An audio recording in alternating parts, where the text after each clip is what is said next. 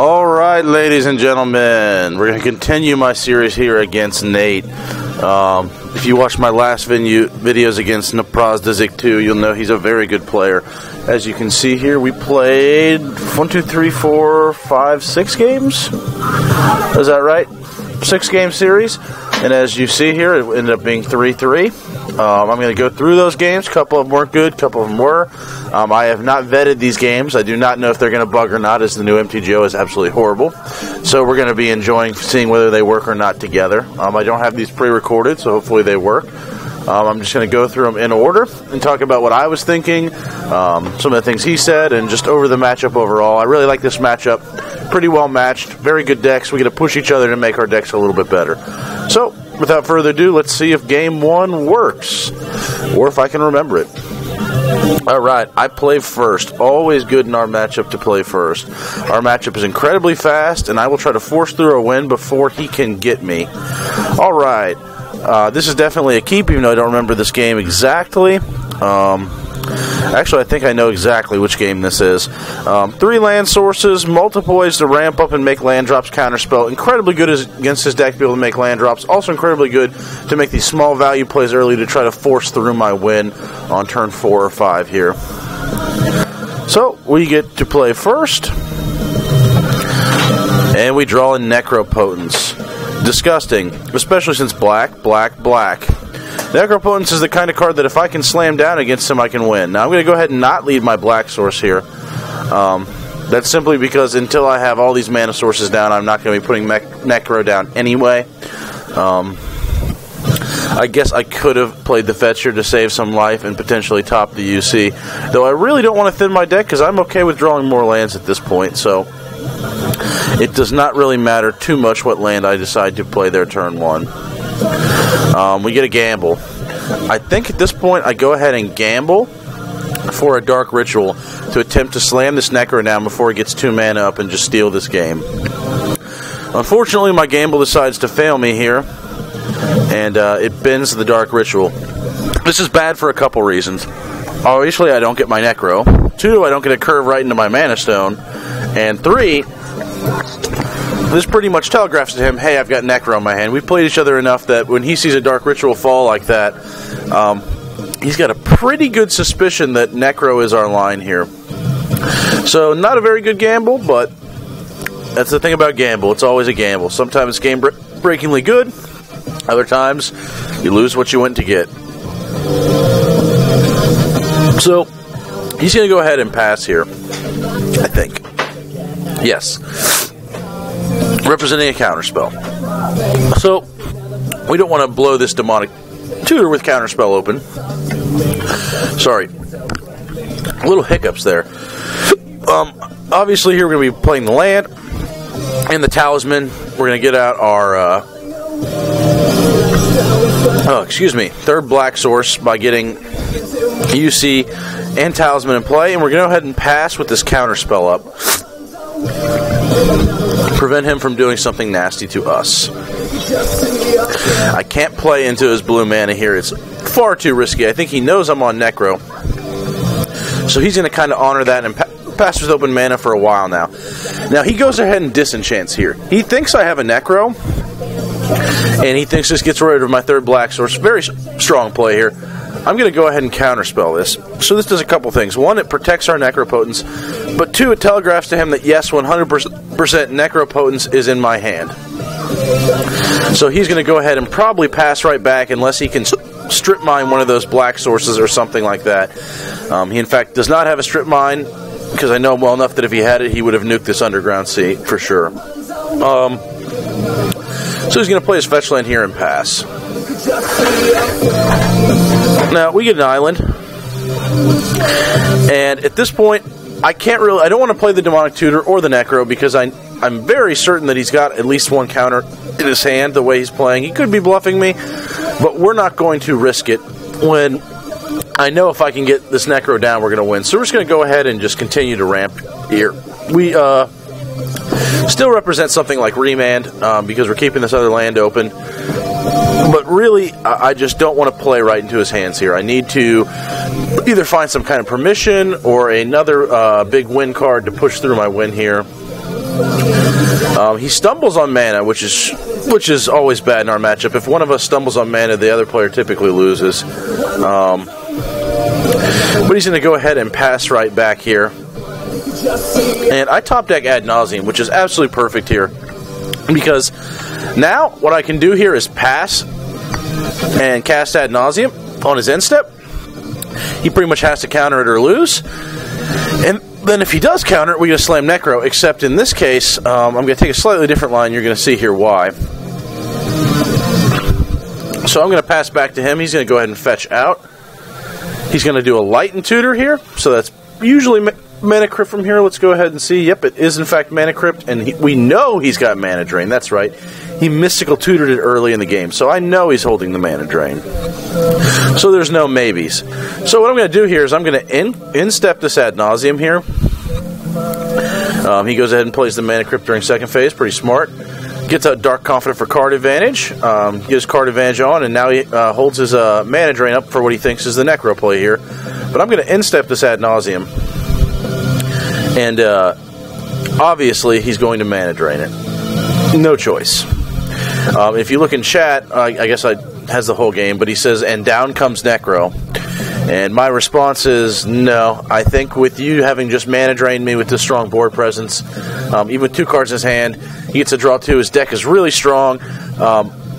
He can move to Mana Denial, to where if he lays a Winter Orb or something like that, even though I can bury him in card advantage, he can grind me out with my own Necro's life loss, just controlling my mana sources. He'll just switch his game plan from card advantage to Mana Denial.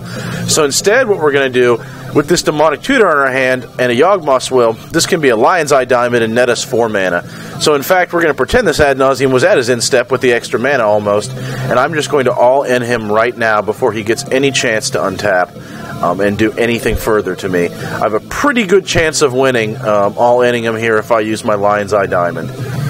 So I'm going to go ahead and grab that Lion's Eye Diamond, and we're going to crack it to our Yawgmoth's Will here. Immediately bring it back to get that Black Lotus effect here. Plus, we've already got the Dark Ritual bin from that gamble. That is just pure value. Look how much mana we have here. We're going to go ahead and Ad Nauseam, leave the Dark Ritual up.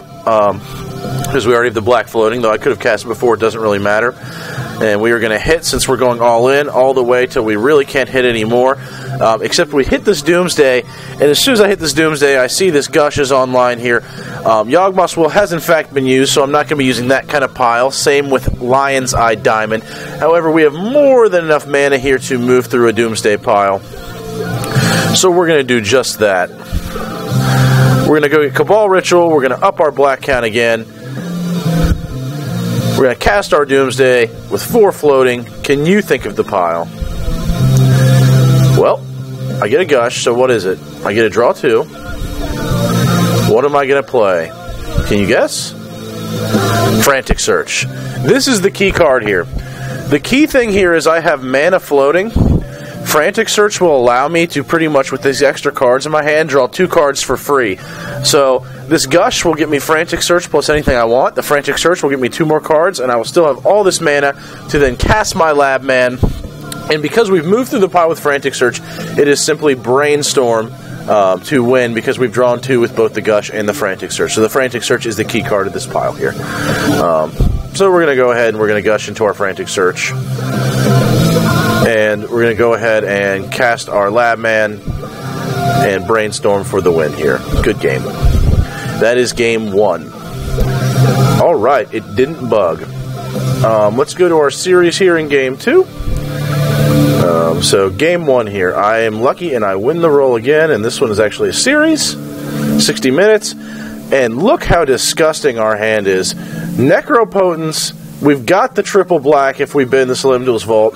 We get a turn 1 Intuition Curve Out with this Soul Ring and Chrome Walk's turn 1. This hand is just absolutely disgusting on the play. It pretty much screams Force of Will or you're in a world of hurt here. So we're going to go ahead and get way up on mana here and hold up our Intuition. And he goes ahead and Imperial Seals. Perfectly fine. We're going to Intuition. Can you guess what we pile here with a Necro in our hand with enough mana to already cast it? Take your time. Protection. Protection, protection. I want to be able to strip his hand down after I get this Necro and make it so he cannot control my mana. So we're going to go ahead for this turn 2 Necro at 5 mana already. We're going to go ahead and draw a bunch of cards. The writing is already on the wall. This is just an incredibly broken start. There's really nothing he can do. I think he just immediately packs it in here. We got another Doomsday lineup. With our Frantic Search again, he does in fact just go ahead and pack it in. He can't really recover from that good of a start from me. So that was a real quick game. Game 2. Yet again, not a bad hand here. We've got plenty of land drops against him. We've got a Demonic Tutor, which is quite strong. A little card advantage here, a little way to craft here. Also kind of a good tech against his Winter Orb. But here comes what I'm used to. Him going first with a dual land, going straight into a Soul Ring. The tables have turned here quite quickly in Game 2. I don't have anything to match this, and top decking another land here after I already had 4 is not what I'm looking for. I'm looking for that early game action. I'm looking for something to kill his Soul Ring, drop my own Mana Accelerator, something to catch back up here, and we didn't get it off the top. So, his turn 2. He taps out here, and he is going to drop Humility. And the reason he does this is a few reasons, actually. First of all, it shuts off Doomsday. If my Lab Man no longer works, it shuts down my Notion Wheel combo. And more importantly, it shuts down my General as a source of card advantage. Well, his General does his thing for 0. I have to cast mine to make use of it. And this is exactly the kind of hand that I could see him easily gassing and me needing this Jeleva desperately. So it's actually quite a good play against me, even though it would seem otherwise. We've played against each other enough to know that, yes, this Humility is in fact quite strong. As well as he knows I probably can't go off on turn 2 unless my hand is just the nuts here. So, since he's tapped out, we're going to go ahead and use that Demonic Tutor and try to catch up in our mana here.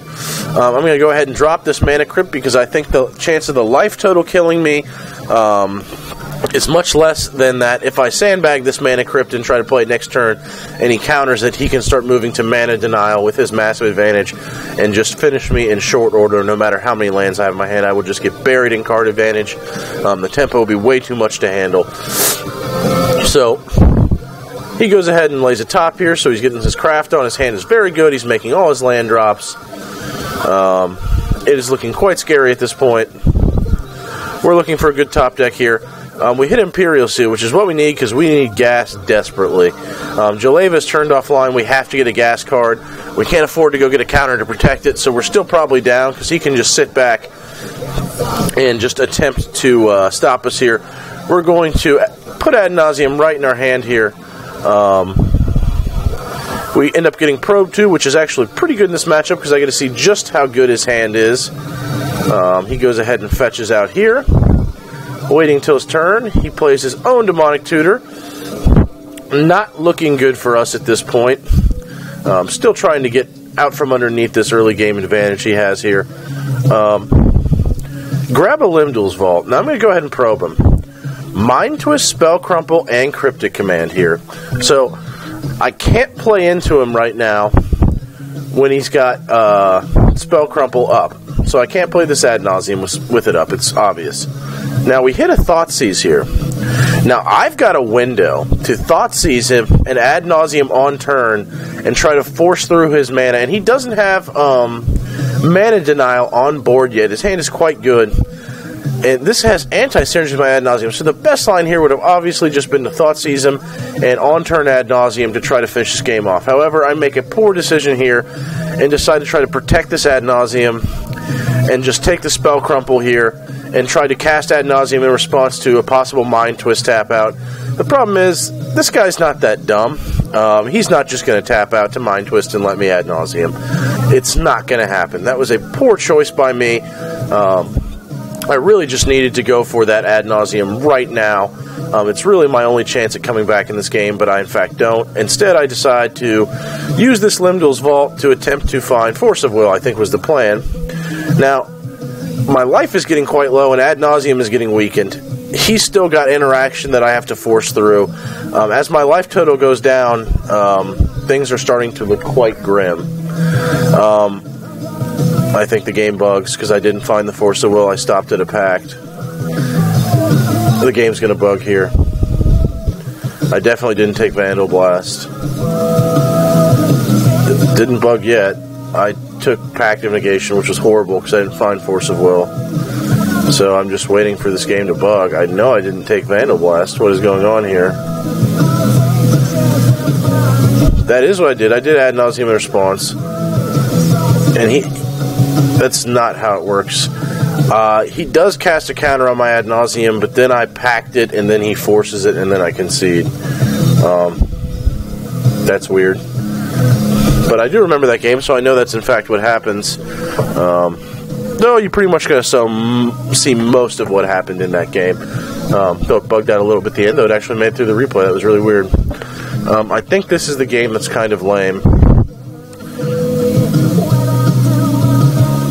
We get a hand with Dark Ritual, Gamble, Pyroblast. So again, we're just going to be gambling here. Turn 1 for that Necro like we attempted to the other game, and hopefully slamming down a turn 2 Necro being on the play.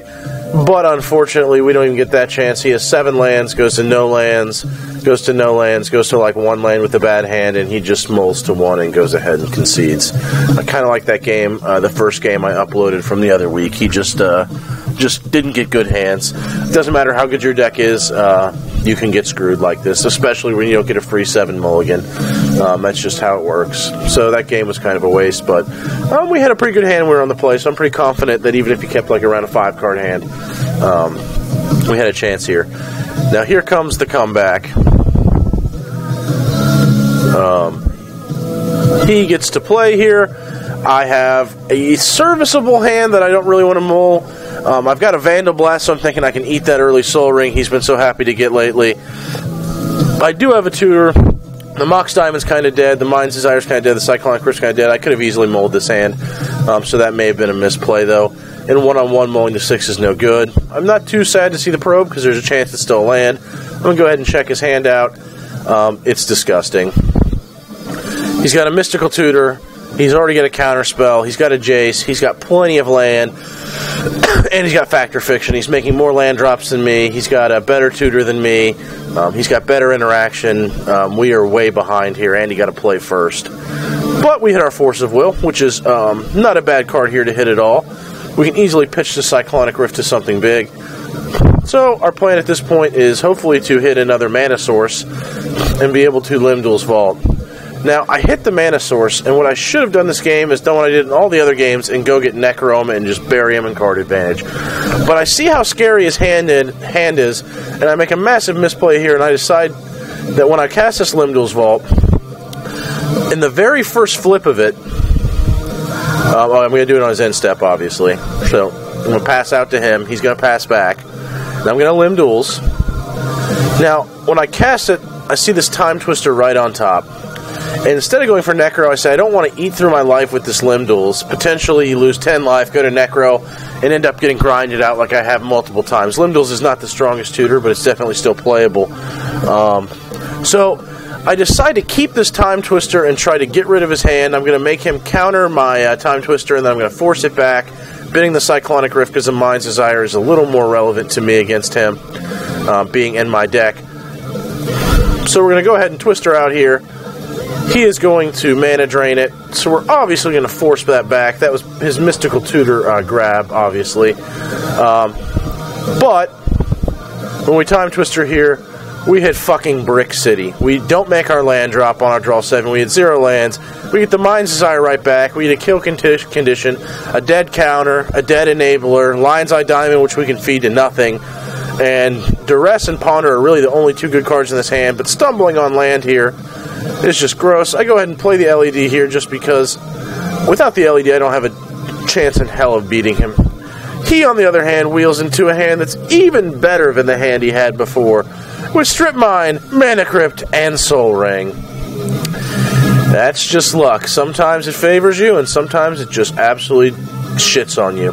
He goes ahead and plays his Karn here, and as he says, gives me an opening to win, but I think we both know the writing's on the wall here. I have a feeling he just didn't have that counter spell.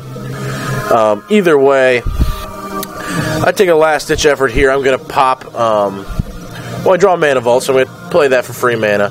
But I'm going to go ahead and I'm going to ponder here, cracking my LED for black. If I hit ad nauseum, I have a decent chance. If I hit necro, I'm still in the game, but I probably still lose with this card on the board. Really, I crack LED, hoping to find ad nauseum, or I lose.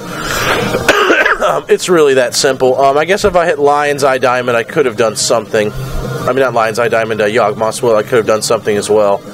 But we hit none of those cards. We hit our lovely Limdol's Vault again, and when we reshuffle, we get a Lab Man. So there goes game 1 in that series. Game 2, I get to play first here.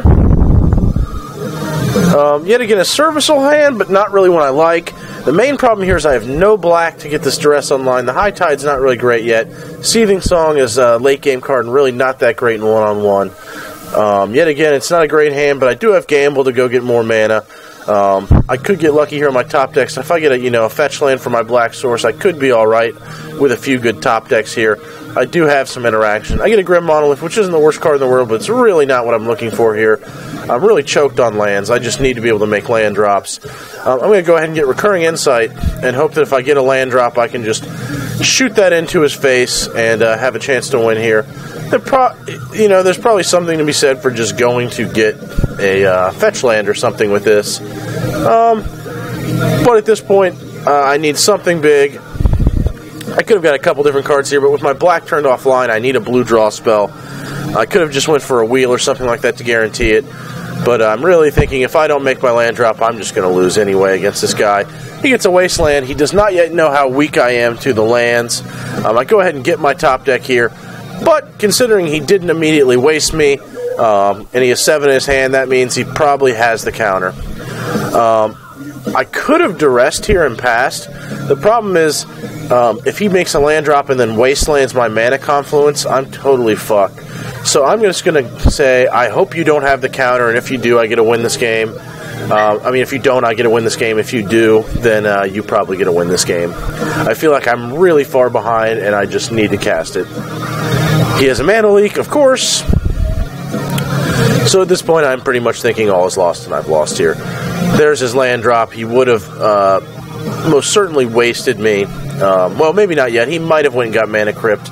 So it may have been a smart play to Duress him there. That was probably a stronger play, but actually, depends on how he would have played. I think he knows me well enough that he might have went ahead and wasted this only black source. I think he definitely would have went ahead and did that. Depends if he has another land in his hand already to make this Trinket Mage follow-up play in his next turn. Safer play would have been the Duress. I went ahead and went all in. His hand's in fact quite good at this point. Stumbling on land. He now knows I'm stumbling on land and he has a Wasteland. So this game is just over. I'm going to go ahead and go get a Brainstorm just to attempt to just keep making land drops. But it is not going to work out here. I'm just buried. He goes ahead and tutors Strip Mine and just puts the nail in the coffin. And those are our games. Thanks for listening.